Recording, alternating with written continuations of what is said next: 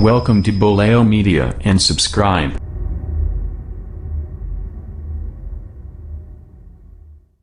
kamid noqoshada xisbiga barwaaqo ee loo soo gaabiyo BB ayaa waxay mas'uuliyiinta ugu sarreysa xukuumadda deegaanku ay shir jaraa'id u qabteen warbaahinta gaarka loo leeyahay iyo dawladaba. shirkani jaraa'id ayaana mas'uuliyiinta lagu weydiiyay su'aalooyin la xiriira fikrado badan oo ay ka qabaan shacabka deegaanku xisbigani BB.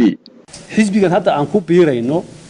saamigii aynu ku lahayn centerka maadaama aynu ka maqneen miiska aynaan fadhiinba go'aano la soo karkariyay oo leeynoo keeni jiray meeshii lagu wada hadlayay go'aanka lagu qaadanayay aan fadhino ugu yaraan waa faa'iido soo kor dhiban qabaano haddii hogaaminta lagu kalsoon yahay hogaaminta halkaas waxay ka soo jeedin kartaa dareenkii shacabka ka soo jeedin kartaa arrimaha ka hadlayso dhulbeeraadka in fact hal bay u noqon kartaaba meesha dooda lagu soo qaado inaan fadhino oo wajiga marka la keeno inaan kaga hadlina halka dooda lagu soo qaaday inaan gacanta ka taagno nidhaahno arrimahaas iyo arrimaha shacabka dareenkaas ka qaba inaan iyo qayb ka noqonaysa marka cabsida ku saabsan arma dhulbeereedka la qaata arma shidaalka waxna looga diidaa arrin la xidhiidha xisbigan inaan ka mid noqon ma aha haba yaraatee waa arrin la xidhiidha foobiyada aan ka qabno centerka Soomaalihan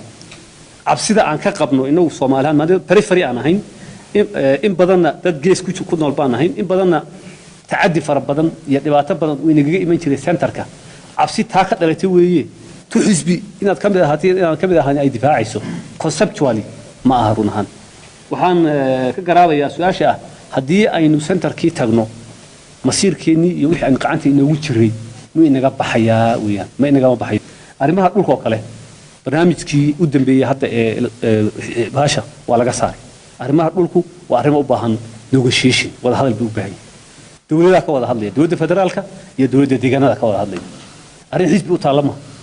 حزب وأورانكرا مثلاً ملك استوى إلنا وضع بيرته أورانكرا لكن حزب ما هو حق عنك جاري دوك دولة بمعمولة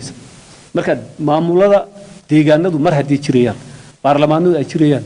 أرين عبسي هرلا أو أول أن تريان هذا أيسوق الكرتو هبيرات مشرتو قرشها هرمرنتا حوار قتادة أما مصنوعين كلوجو تلاقي اللي رزاروه وسوجي maaha qorshe cid kale inta deegaanka la kala dejinayo marnaba taasiin khalad laga turjumo ma waxa weeye mas'uuliyinka dhalinyarada deegaanka baa looga faa'iideysanaya deegaanka iskale maamulka dhulka dastuuriyan deegaanka iskale maamulada dhulka taasna waa mid la soo xujin doono marka deegaanka cid la keenayo deegaanka la dejinayo haba yaraatay qorshe noocaas ma qabo wasaaruhu wuxuu aaminsan yahay deegaanka Soomaalida laf dhabarka horumarinta dalka inay noqoto laf dhabarka xiriirka geeska Afrika inay noqoto maadaama deegaanka Soomaalidu deegaano badan daris leeyahay khayraad badan oo ballaaran